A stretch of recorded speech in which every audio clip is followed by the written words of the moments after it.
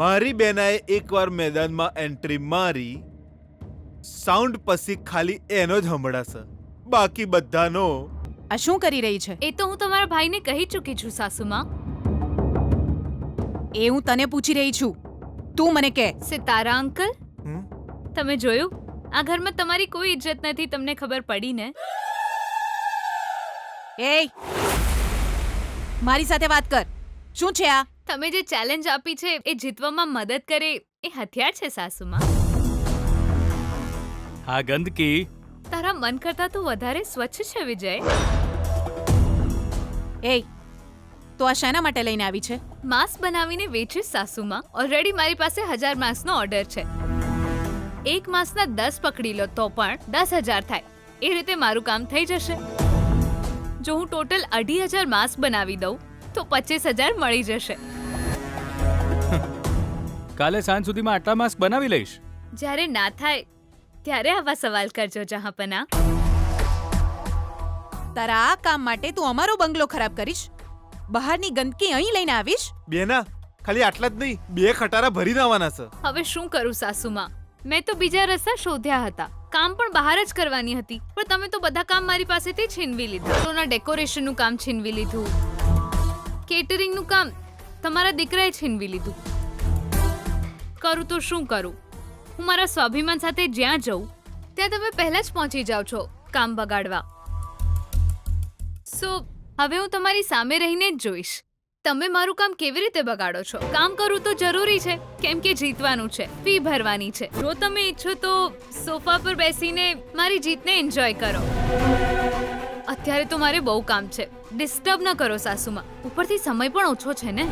જો આ મારું ઘર છે, તું આ રીતે અહીંયા કામ નહીં જ કરી શકે. હું તમારા દીકરાની પત્ની છું, આ મારું પણ ઘર છે સાસુમાં. એ આ ઘરમાં શું થશે અને શું નહીં થાય એ ડિસાઈડ કરવા વાળી હું છું, સમજી? આ અધિકાર તો મને પણ છે સાસુમાં, કેમ કે આ ઘર. ચૂપચાપ મારી મમ્મા જે કહે છે એ સાંભળ. જે બીજાના ઈશારે નાચે છે હું એમની વાત નથી સાંભળતી. એ મનમાની અહીંયા નહીં ચાલે. આ તારા બાપનું ઘર નથી. મારા પપ્પાના ઘરે પણ હું આવી જ સ્થિતિનો સામનો કરતી આવી છું સાસુમાં. અહીંયા તારો સામનો કોઈ સામાન્ય માણસ સાથે નથી થઈ રહ્યો. આ છે ભાનુમતીનું સામ્રાજ્ય. રશ્મિ, કિરણ, શ્રુતિ, બધા અહીંયા આવો. અત્યારે જ આ ખટારા મશીન અને આ બધી જ ગંદકી અહીંથી ઉઠાવીને બહાર ફેંકો. આ થઈને વાત બેના. બેના, જો આપણે બધું ઘરની બહાર નોખી રહ્યા છીએ તો આને ચમ છોડી દીધી? આને નોખી દઈએ. બધા માથું નવાવીને કેમ ઊભા રહ્યા છો? મારા કયા પ્રમાણે બધું કરી દો. 5 જ મિનિટમાં મને મારું ઘર સાફ જોઈએ.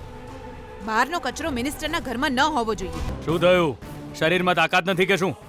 મમ્માએ કહ્યું એ 2 મિનિટમાં થઈ જવું જોઈએ. ચલો મામા, આ લોકોથી કઈ નહીં થાય, તમે આવો. એવું ના કરો જાપના. હું જે કામ કરી રહી છું એને ના અટકાવો. મી જે અન્યાય કરી રહી છે એ વાતને સપોર્ટ કરીને પતિના સારા કામને ના અટકાવશો. અરે તું એની વાત શું કામ સાંભળી રહ્યો છે વિજય? ઉઠાવ ઉઠાવ બધું અહીંયાથી ને બહાર ફેંકી દે. એની મનમાની આ ઘરમાં તો નહીં જ ચાલે. મીડિયાને વચ્ચે લાવીને તે જાતે જ પોતાને આ ઘરની વહુ સાબિત કરી છે. તું ગમે તેમ કરીને આ ઘરમાં ઘૂસી ગઈ છે એટલે જ તું અહીંયા છે. બસ. તું કોઈ સામાન્ય પરિવારમાંથી આવી છે એનો મતલબ એ નથી કે તું અમારા ઘરમાં કચરો લાવીને અમારા ઘરને ગંદુ કરી દે. કમળા, આ જે પણ ગંદકી અહીં લઈને આવી છે એ ફરી દેખાવી ન જોઈએ. બધું જ ફેંકીને ઘર સાફ કરી દે. આ ઘરમાં તારું કઈ નહીં ચાલે. થોડી વાર પહેલા તો આવડી લાંબી જીબડી કરતી હતી. બોલ બોલ, હવે બોલીને બતાય. આવા નવરી બેઠી બેઠી મંજીરા વગાડ. વહેતી નદીના રસ્તામાં પથરા આવે તો એનાથી નદીનો પ્રવાહ નથી રોકાઈ જતો સિતારા અંકલ. અચ્છા, આ ડાયલોગનો મતલબ હું છે? લાગે છે આ ગીતા સાવ ગામડિયન છે. હા, એટલે જ એનું મોઢું બહુ ચાલે છે. પણ આપણે એનું મોઢું બંધ કરી દીધું. બહુ જ સરસ કર્યું બેટા. મારોય સેમ ડાયલોગ છે બેના. આખરે મારા દીકરાએ મળીને બહુ સારું કામ કર્યું છે. ભગવાનની બહુ મહેરબાની કે આ ઘરમાં લાગેલું ગ્રહણ દૂર થઈ રહ્યું છે. એ જતી રહી કે શું? જ્યારે ભાડાની આઈટમો બહાર ફેંકી દીધી તો એને લાવવા વાળી બોડી ઘરમાં રહે ખરી, પણ એ કોઈ આગથી કમ નહીં હો બેના. સ્માઈલ કરીને જતી હતી ઘમંડી. કાલે સાંજે જ્યાં સુધી એની હાર ડિક્લેર ના થાય ત્યાં સુધી એને જેટલું અભિમાન કરવું હોય કરવા દે. હજુ બીજું શું ડિક્લેર કરવાનું બાકી છે મમ્મા? એનું ટેલરિંગ મશીન ફેંકતાની સાથે જ એની બધી મહેનત પાણીમાં ગઈ અને હાર કન્ફર્મ થઈ ગઈ. 100% સાચી વાત છે બેટા. આ ગીતા હવે હારી જઈશ અને હવે એનો એકે પ્રયત્ન એના કોમમાં નહીં લાગે. પણ અમે જે કામ કર્યું એ તો તું એકલોય કરી શકતો હતો ને, એમાં અમને બોલાવવાની શું જરૂર હતી? અરે બેના, તમારા લોકોના આયા પહેલા એને મને હું સંભળાવ્યું એની તને ખબર નહીં. એની એક વાત તો ગોળીની જેમ વાગી બેના, સીધી મારા પર જ ચડી જઈ. એ તો હું હતો એટલે સહન કરી લીધું, બાકી મારી જગ્યાએ બીજું કોક હોત તો સુસાઇડ કરી લેત. હવે તો ગીતાનું ચેપ્ટર પૂરું. એ તો હવે કોઈ ડાઉટ નહીં બેના. એ તારી સામે ઊભી રહીને જેટલી ટણી કરતી હતી, ડાયલોગ મારતી હતી, પણ તારા એક જ વારથી એ રહ્યા બેના પરમેનન્ટલી ખલ્લાસ થઈ જઈ. એની હારની તો ગેરંટી છે બેના, અને કાલે તારા પગે દંડવત લેશે એની ગેરંટી છે, અને પછી એનું આ ઘરમાંથી પરમેનન્ટલી જવાનું એ કન્ફર્મ થઈ જશે બેના. માસ્ક વેચીને પૈસા કમાઈશ કહેવા વાળી ગીતા આ ઘરમાંથી નીકળીને રસ્તા પર આવી જઈશ એટલે ખતમ. ભાભી હાર નહીં માને કિરણ. લોકો કહે છે કે જીદ કરવી સારી વાત નથી હોતી, પણ આવી જીદ જિંદગી માટે જરૂરી છે. આપણે આ બધું શીખવું જોઈએ. આ જ્ઞાન આપણને બહુ જ કામ લાગશે. ભાભી વિજય એના મમ્મીને પાઠ ભણાવીને જ રહેશે અને એમને એકને એક દિવસ સાચા રસ્તે લઈને આવશે.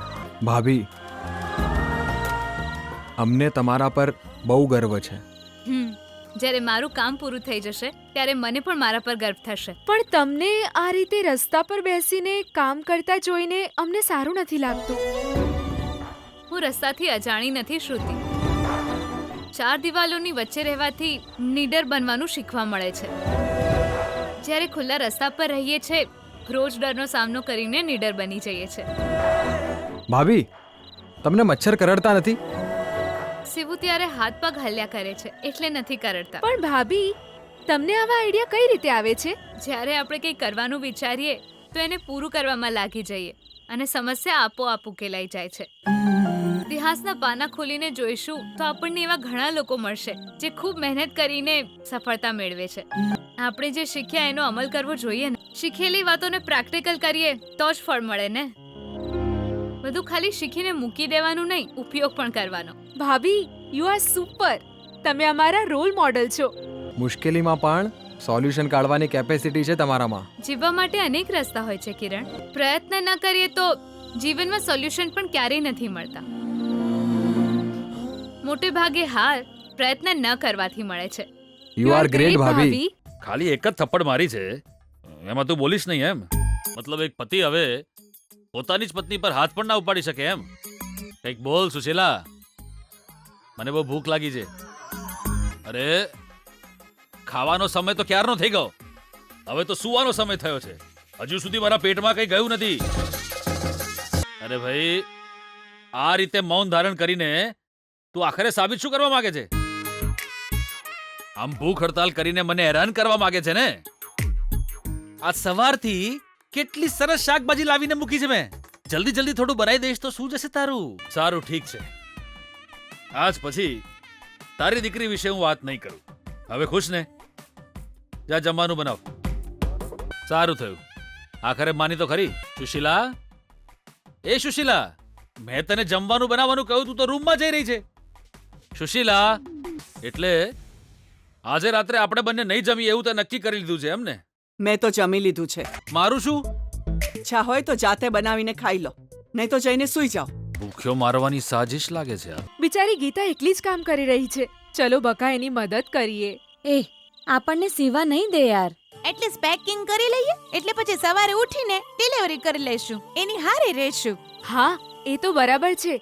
એ માટે તો ગીતાને માનવી પડશે. હો, હાર માનીને ચૂપચાપ બેસી જશે એવું વિચાર્યું હતું, પણ એ ચૂપ બેઠી નહીં. માસ્ક બનાવીને એણે નવો જ રસ્તો શોધ્યો. એટલું જ નહીં, કેટલીક દુકાનોમાં જઈને 200 માસ્ક ઓછા રેટમાં આપીશું એવું કહીને ઓર્ડર પણ લીધા છે. મતલબ 1000 માસ્કનો ઓર્ડર તો મળી ગયો. એટલું જ નહીં, જ્યાં એ ફૂલ વેચતી હતી ત્યાં જઈને માસ્ક વેચવાનો પણ પ્લાન છે એનો. લોકોને માસ્ક ઓછા પૈસામાં મળશે અને માસ્કનું વેચાણ પણ વધશે. માર્કેટની જગ્યામાં લોકો વધારે આવે છે તો માસ્કનું વેચાણ પણ વધુ થશે.